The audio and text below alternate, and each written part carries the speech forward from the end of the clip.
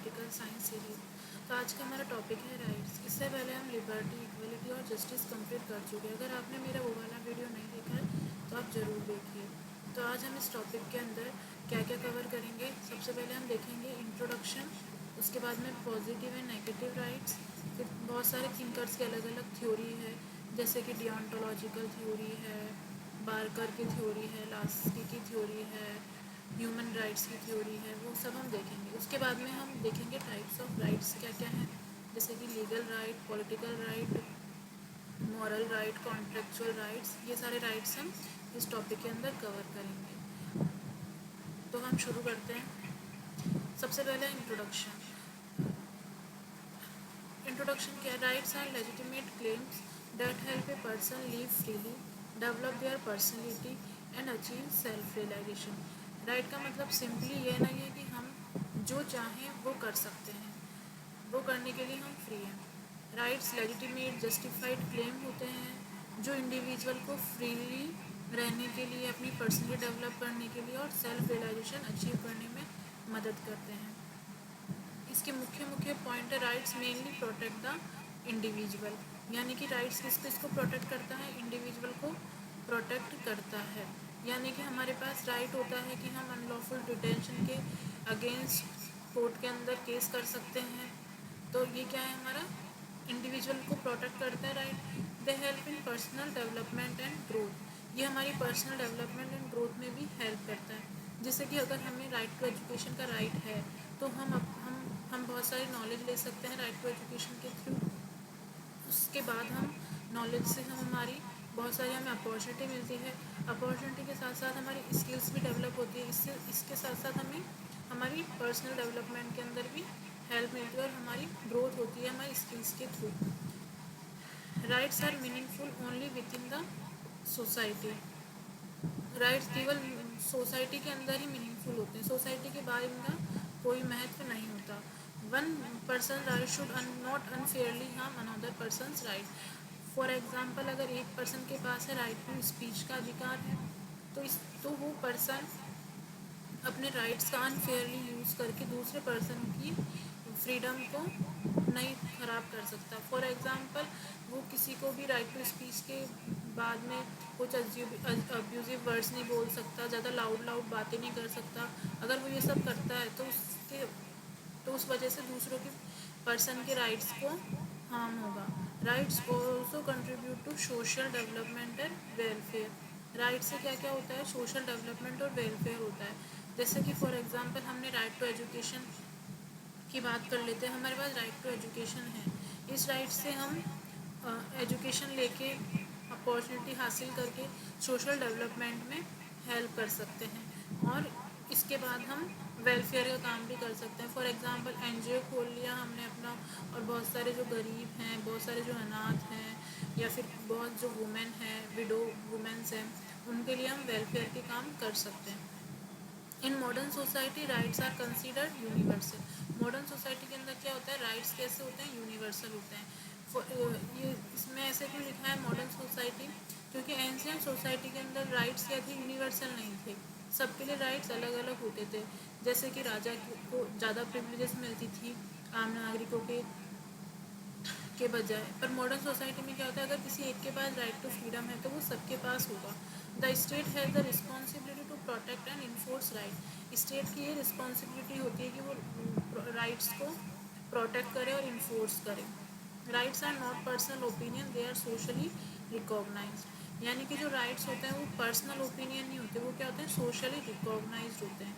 जैसे कि मैंने आज अपना पर्सनल ओपिनियन दे दिया कि मुझे लग्जरी लाइफ जीनी है, बट ये सोशली थोड़ी ना रिकॉग्नाइज होगा। अगर मैं ये डिमांड करती हूँ कि मुझे राइट टू फ्री एजुकेशन का अधिकार होना चाहिए, तो ये तो क्या सोशली एक्सेप्टेबल है। Rights balance individual liberty and state authority. जब लिबर्टी वाला टॉपिक पढ़ा तब हमने वो ये चीज़ उसमें अच्छे से कवर की थी। अगर इंडिविजुअल लिबर्टी होगी ज़्यादा तो स्टेट की अथॉरिटी कम हो जाएगी। अगर स्टेट की अथॉरिटी होगी ज़्यादा तो इंडिविजुअल लिबर्टी कम हो जाएगी। ये एक दूसरे के वाइस वर्सा है। तो जो राइट्स होता है वो क्या करता है? इसमें बैलेंस करने का काम करता है। फिर उसके बाद में हम देखते हैं positive and negative right. Positive right क्या क्या होते हैं? दिस रिक्वायर सम सपोर्ट और action to help a person to enjoy a benefit. For example government ने राइट दे दिया, राइट टू एजुकेशन, बट हमारे पास अच्छी बिल्डिंग्स ही नहीं है, गवर्नमेंट स्कूल ही नहीं है, हमारे पास टीचर्स ही नहीं है, बेस्ट फैसिलिटीज़ ही नहीं है, तो हम एजुकेशन कैसे लेंगे? सिर्फ राइट देना ही काफ़ी नहीं है। तो इसमें गवर्नमेंट को ये काम करना पड़ता है, उनको अच्छी स्कूल इसको अच्छी एजुकेशन प्रोवाइड करनी होती है। तो ये क्या करता है, ये राइट बोलते हैं कि गवर्नमेंट को कुछ करना है, राइट टू समथिंग, यानी गवर्नमेंट के ऊपर प्रेशर डालते हैं कि कुछ करना है। नेगेटिव राइट्स में क्या होता है, ये किसी पर्सन को प्रोटेक्ट करते हैं अनवांटेड इंटरफेरेंस बाय अदर्स और बाय द स्टेट, यानी कि स्टेट को, ये इंडिविजुअल को प्रोटेक्ट करता है और स्टेट को इंटरफेरेंस से रोकता है, जैसे कि फ्रीडम फ्रॉम फिजिकल वायलेंस और अनलॉफुल डिटेंशन। और फिर इसके बाद में नेगेटिव राइट में क्या होता है, फ्रीडम फ्रॉम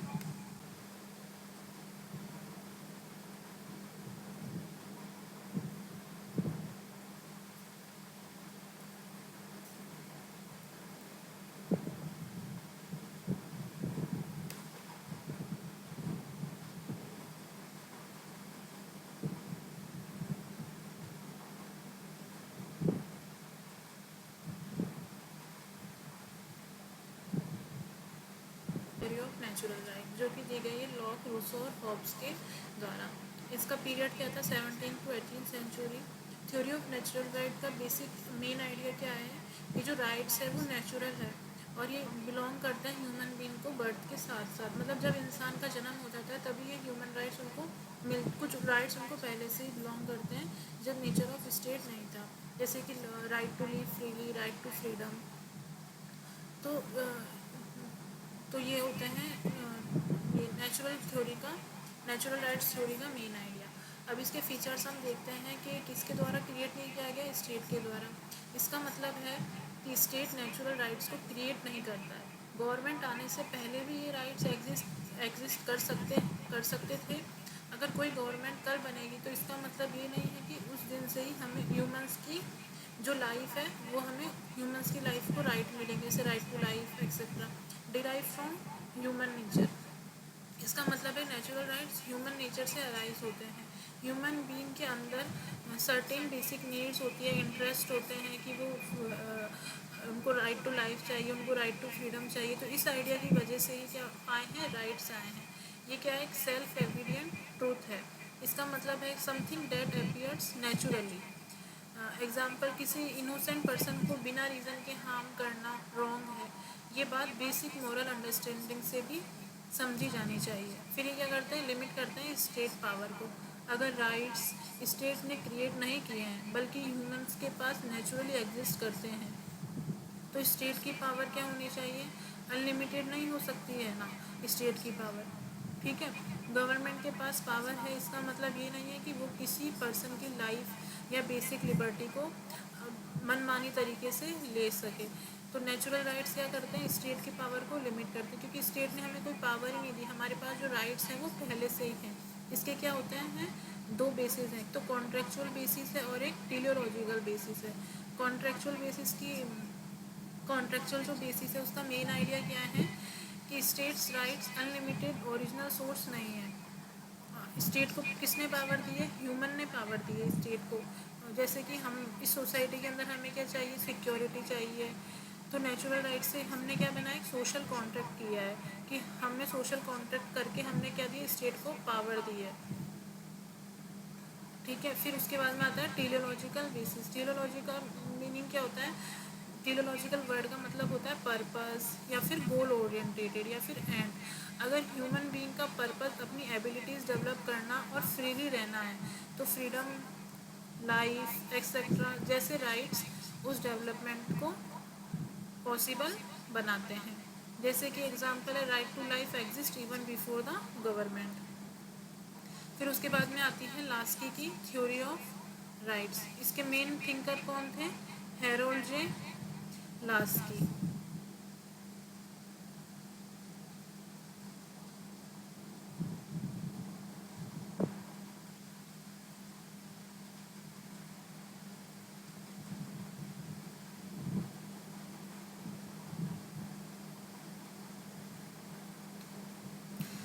जे लास्की ने क्या मेन आइडिया किया है राइट्स।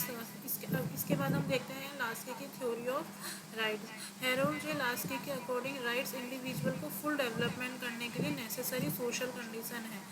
राइट्स का पर्पस सिर्फ गवर्नमेंट से प्रोटेक्शन लेना ही नहीं है। राइट्स इंडिविजुअल को ऐसी कंडीशन प्रोवाइड करते हैं जिससे वो अपनी पर्सनैलिटी, एबिलिटी और पोटेंशियल को डेवलप कर सकता है।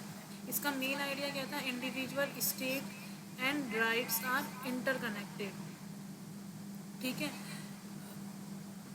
इंडिविजुअल को डेवलपमेंट के लिए राइट्स चाहिए, स्टेट्स को राइट रिकॉग्नाइज और प्रोटेक्ट करती है, और स्टेट का रोल इस कंडीशन में ऐसी कंडीशन क्रिएट करना है जहाँ इंडिविजुअल खुद डेवलप हो सके।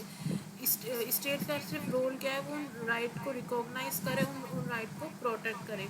और राइट्स हैं जो सेपरेट नहीं हो सकते ड्यूटीज़ से। अगर हमारे पास राइट्स, अगर हमारे पास ड्यूटीज़ भी होंगी, ये हमारे कॉन्स्टिट्यूशन के अंदर भी हमारे पास कुछ राइट्स भी हैं और कुछ ड्यूटीज़ भी है। A person should enjoy rights while also performing social responsibility. अगर कोई पर्सन अपने राइट्स को एन्जॉय कर रहा है तो उसकी कुछ सोशल रिस्पॉन्सिबिलिटी भी होगी। जैसे राइट्स के साथ ड्यूटी भी कनेक्टेड है, और राइट्स के साथ क्या क्या कनेक्टेड है, सोशल रिस्पॉन्सिबिलिटी भी कनेक्टेड है। अगर हम उसको राइट टू एजुकेशन दे रहे हैं तो ये उसकी सोशल रिस्पॉन्सिबिलिटी है कि वो सोसाइटी में डेवलपमेंट और वेलफेयर का काम करे। जैसे कि अगर हमारे पास राइट्स हैं तो हमारे पास ड्यूटीज़ भी है कि हमें क्या करना है, सोशल वेलफेयर करना है। अगर हमारे पास राइट टू फ्रीडम है तो हमारे पास इंडियन कॉन्स्टिट्यूशन के अंदर ये भी तो ड्यूटी है कि हमें हमारे इंडियन फ्लैग की रेस्पेक्ट करनी है। फिर उसके बाद में आती है बार्कर थ्योरी ऑफ राइट, जो कि दी थी अर्नेस्ट बार्कर ने। ये क्या करते थे, ये भी है ना लास्की के साथ एग्री करते थे।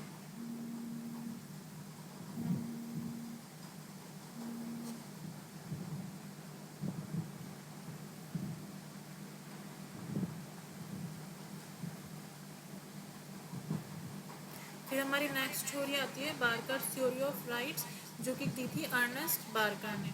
ये अर्नेस्ट बार्कर भी लास्की के साथ एग्री करते थे। ये बोलते थे state should create condition for individual development. ये स्टेट की रिस्पॉन्सिबिलिटी है कि वो ऐसी कंडीशन क्रिएट कर सके जिससे क्या हो सके, इंडिविजुअल का डेवलपमेंट हो सके। राइट्स एक इम्पॉर्टेंट गारंटी जो कौन देता है, स्टेट प्रोवाइड करता है। Right support personal growth.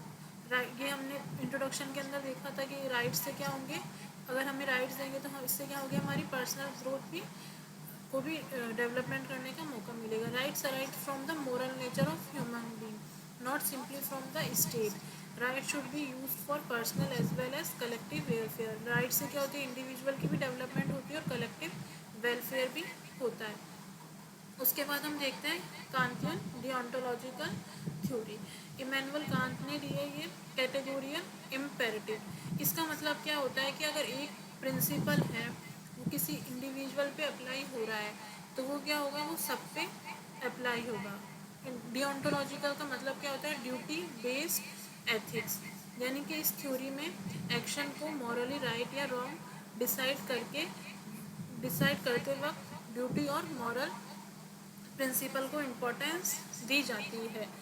यानी कि कांट के अकॉर्डिंग क्या है, सिर्फ ये देखना इनफ नहीं है कि एक्शन का करेक्ट ड्यूटी के अकॉर्डिंग है या नहीं है। कांट के अकॉर्डिंग सिर्फ ये देखना इम्पोर्टेंट नहीं है, ये देखना इनफ नहीं है कि एक्शन का रिजल्ट क्या हुआ है। हमें ये भी देखना है कि एक्शन मॉरली करेक्ट है या नहीं है। ओके, कैटेगोरिकल इम्पेरेटिव का मतलब क्या होता है, जो कांट का सेंट्रल कॉन्सेप्ट था वो क्या था, कैटेगोरिकल इम्पेरेटिव।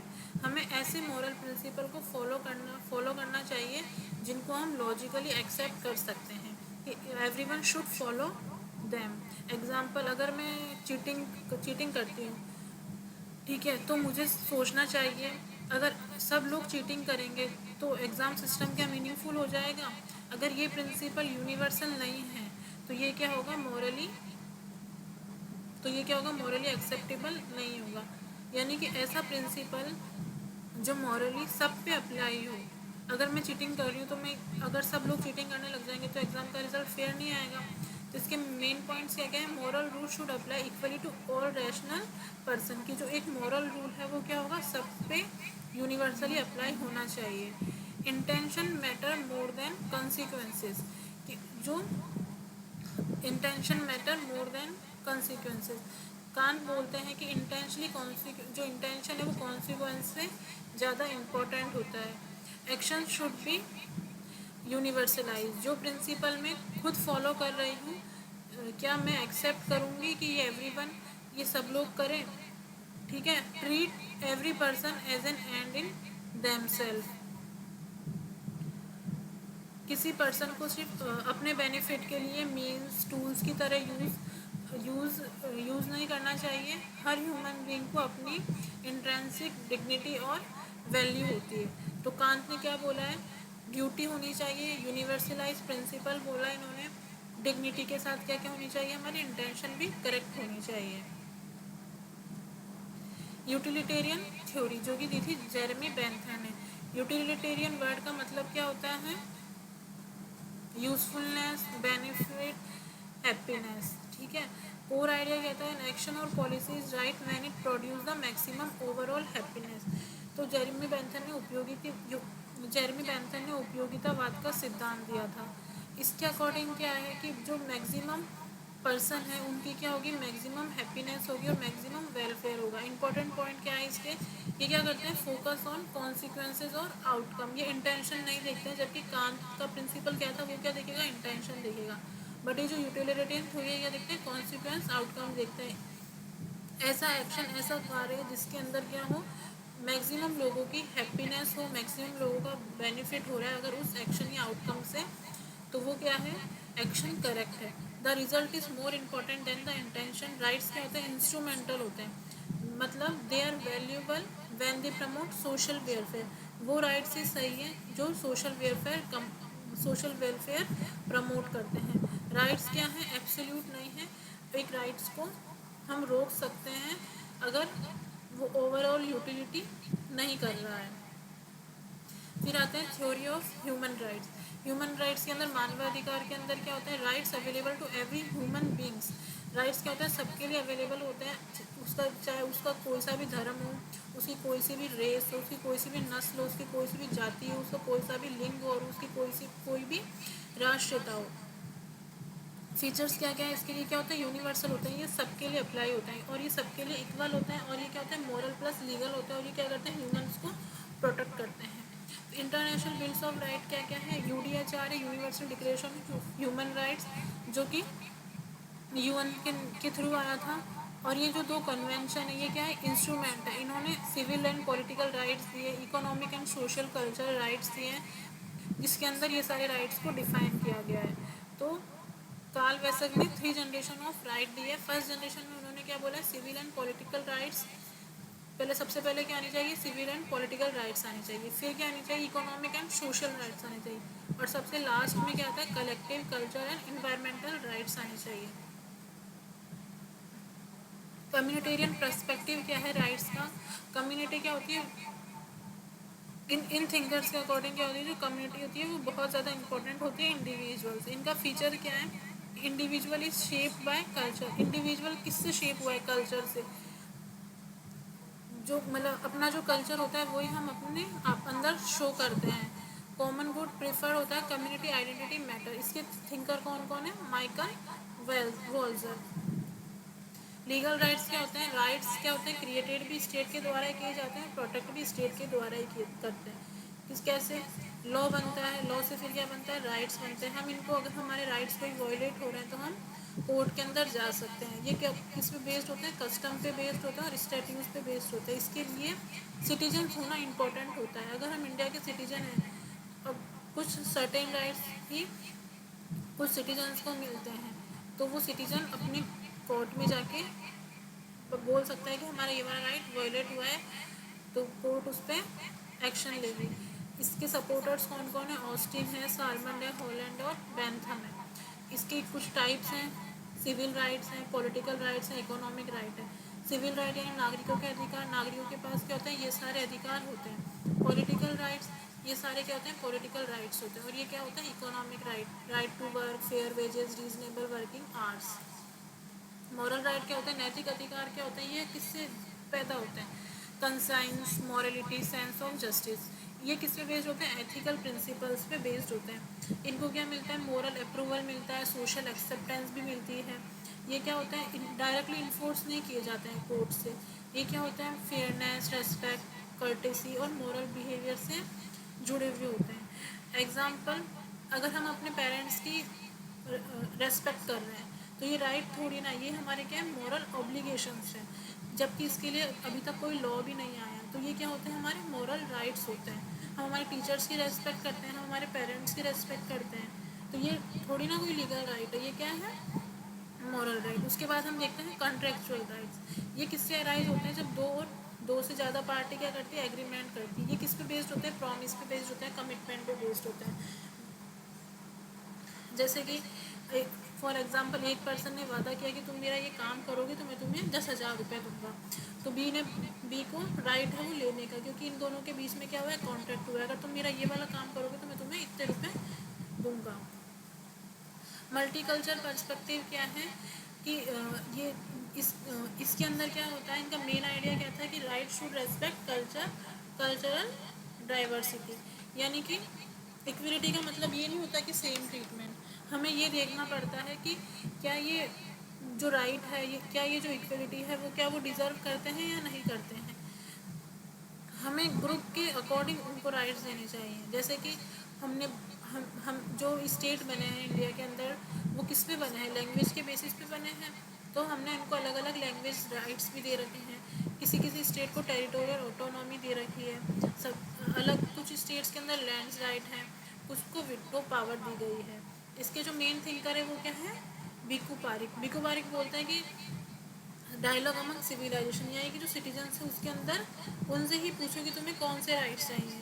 और ह्यूमन डिग्निटी क्या होती है? यूनिवर्सल वैल्यू होती है। विल कमाइली का बोलते हैं, ये भी क्या करती है? सपोर्ट्स राइट को, ग्रुप राइट्स को सपोर्ट करती है। और ये क्या होता है? जो कल्चर होते हैं वही एक मीनिंगफुल लाइफ देते हैं। और जोसेफ रेज भी क्या करते हैं? Group right